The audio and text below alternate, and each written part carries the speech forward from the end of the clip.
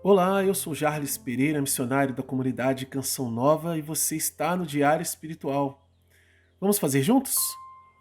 Em nome do Pai, e do Filho, e do Espírito Santo. Amém. Vinde, Espírito Santo, enchei os corações dos vossos fiéis e acendei neles o fogo do vosso amor.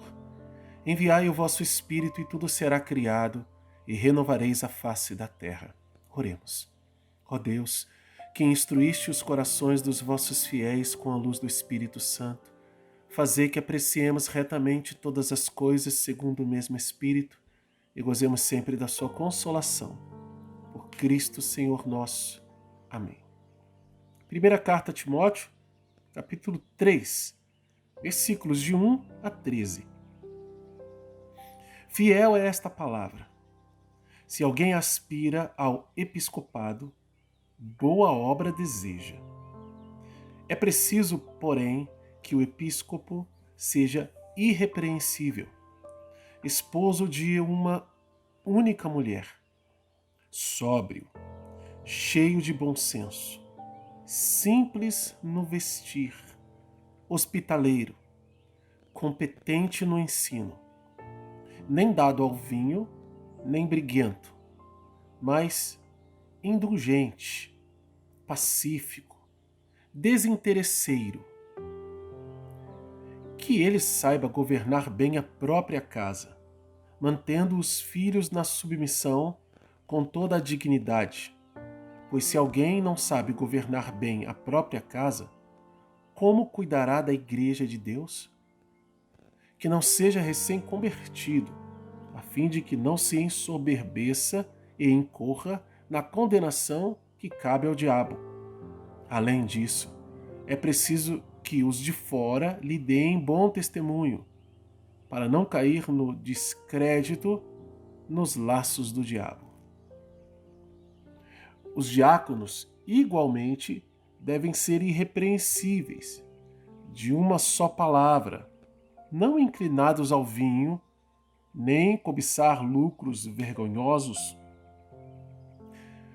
conservando o mistério da fé com consciência limpa.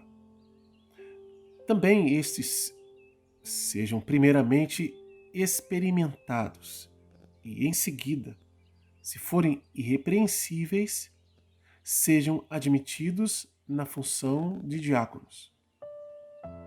Também as mulheres devem ser respeitáveis, não maldizentes, sóbrias, fiéis em todas as coisas. Que os diáconos sejam esposos de uma única mulher, governando bem os filhos e a própria casa, pois aqueles que exercem bem o diaconato conquistam para si mesmos posto de honra, bem como muita intrepidez fundada na fé em Cristo Jesus. Palavra do Senhor, graças a Deus. Aqui na minha Bíblia de Jerusalém, tem dois subtítulos, mas eu uni em um só, né, para otimizarmos a leitura de hoje, porque falam de coisas muito semelhantes. As ordens sacras. É claro, se a gente adaptar isso para os dias de hoje, algumas coisas mudaram. Por exemplo, algumas coisas simples aqui. O episcopo, alguns dizem ser bispos, outros dizem ser presbíteros, dependendo da carta, né? Dependendo do local onde este serviço foi implantado por Paulo, pelos outros apóstolos. Mas enfim, o que não se confunde é a figura do diácono, que tinha a missão de suprir as mesas, de atender as viúvas, ou seja, ele era uma espécie de administrador mesmo. É como se fosse um pároco, né, o vigário da paróquia ali na distribuição dos recursos da paróquia para administrar a paróquia e atender às necessidades dos paroquianos. Isso antes era feito pelos diáconos.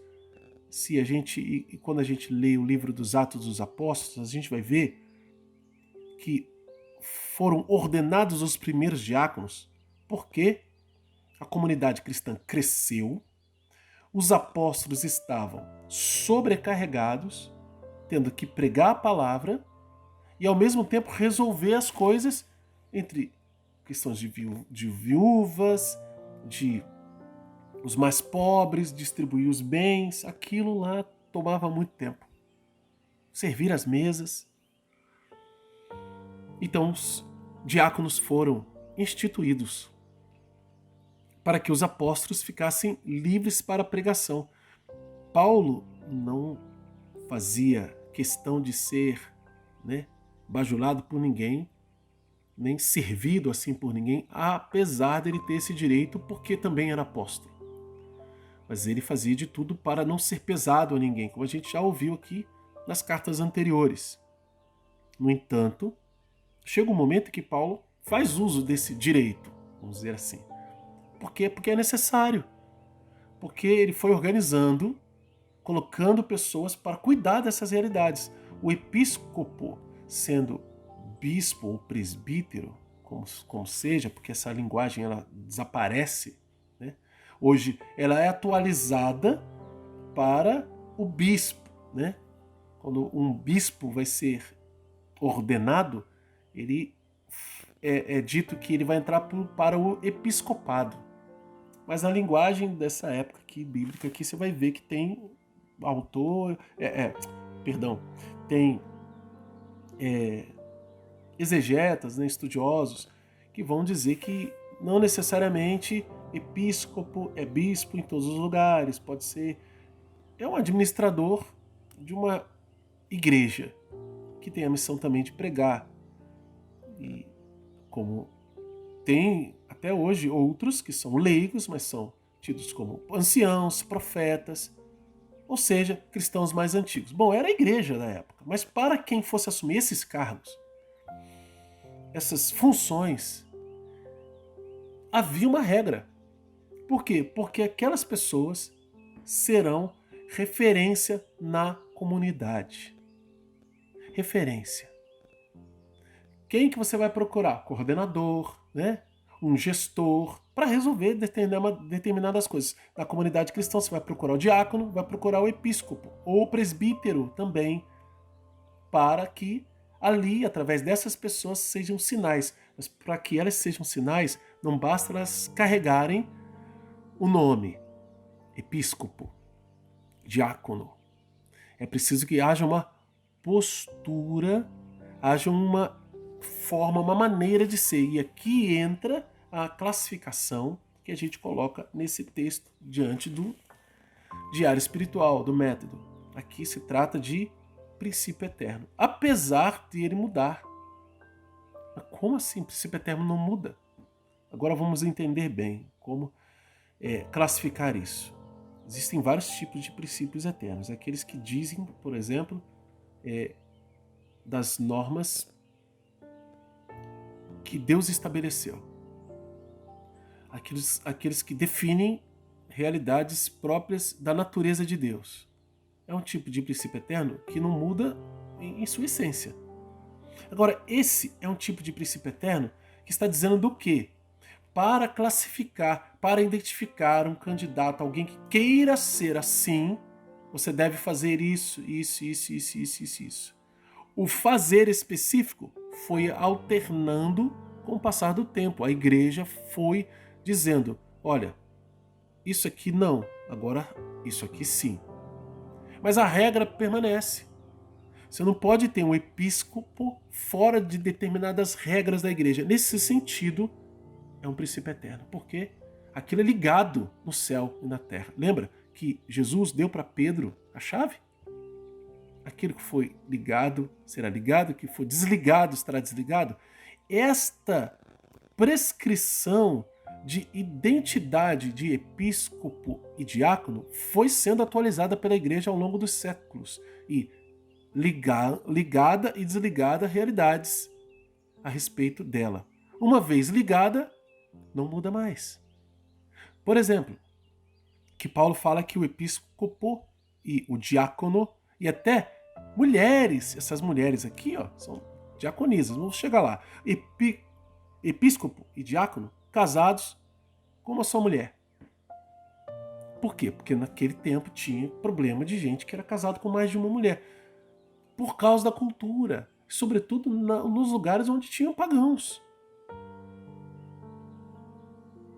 Então, Paulo começa a introduzir a fé, aquilo que Jesus quer que seja, o ensinamento da igreja, a partir disso. Ele vai e evangeliza um lugar, está cheio de pagão, a pessoa aceita Jesus, mas ele é casado com 2 mulheres, tem os filhos, está cuidando, ama as mulheres.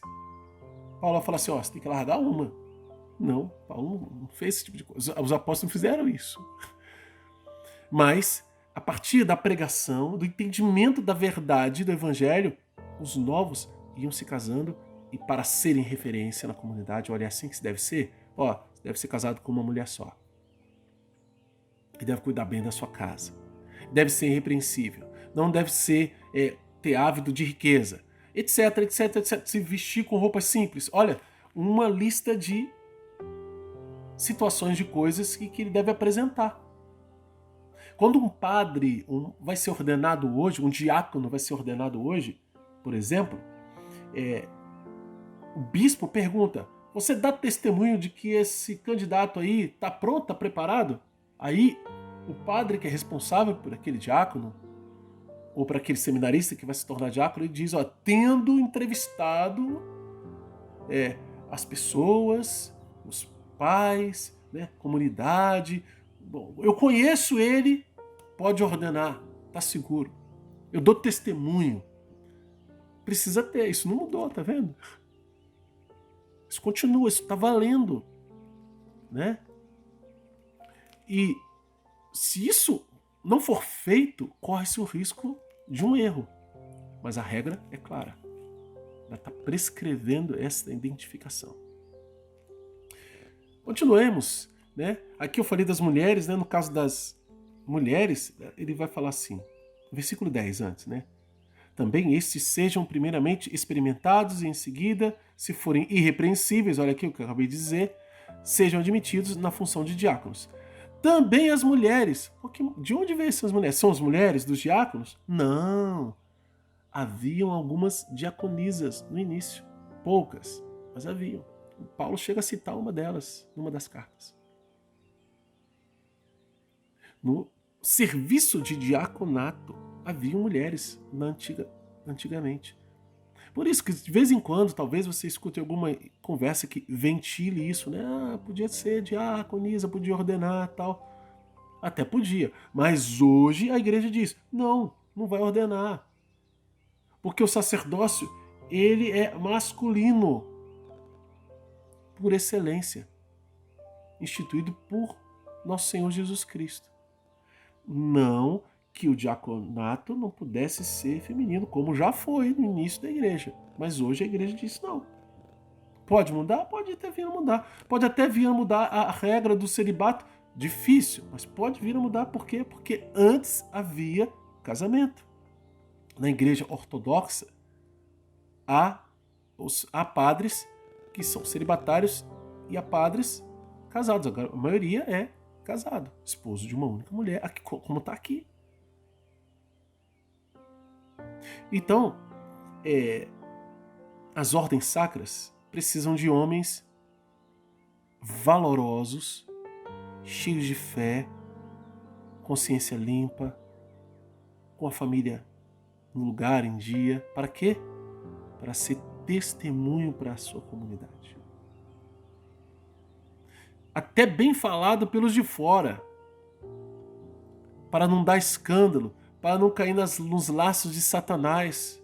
Olha, então, é um homem que, uma vez candidato às ordens sacras, ele precisa estar dedicado a elas e não flertando direto com o mundo lá fora. É uma consagração. É isso que Paulo está dizendo aqui. Essa pessoa tem que ser sinal, consagração. Sinal de Deus para os seus irmãos e irmãs na fé. Por isso que a gente tem que dar muito valor ao diácono, ao padre, ao bispo, e não ficar só pegando no pé, apontando nos erros, que são homens e mulheres como nós, também se confessam, também erram, mas eles são doação de vida para nós, para pregar o Evangelho, para nos dar Cristo vivo, para nos dar a Eucaristia, que só vem pela mão do Padre, para ministrar os sacramentos, no caso, o diácono também pode, a maioria deles. Então temos que valorizar esses homens e rezar muito por eles também. Bom, vamos anotar no nosso diário que a gente tem princípios eternos, gente. Pode anotar tudo. Do 1 ao 13, princípios eternos. Eu já expliquei no início por que são princípios eternos e a gente precisa mesmo encará-los como tal. Assim como dogmas que a igreja instituiu. Além disso, anota também a mensagem de Deus para você hoje. Diante dessa palavra. O que Deus diz para você? Como colocar isso em prática na sua vida? Porque precisamos colocar em prática. Quero convidar você a se inscrever no canal, acionar o sininho da notificação e deixar um like, porque ele evangeliza. Eu sempre digo isso. Seu like pode sim evangelizar, não custa nada, né? Faça isso e nós vamos crescer cada vez mais. Também pode, se você gostou, e se for a primeira vez, você acompanhar os vídeos que eu vou deixar no final, para que você possa aprender o método e também fazer desde o início. E vale a pena, e é muito importante que você faça desde o início, viu? Ah, mas já começou, faz tempo, não tem problema.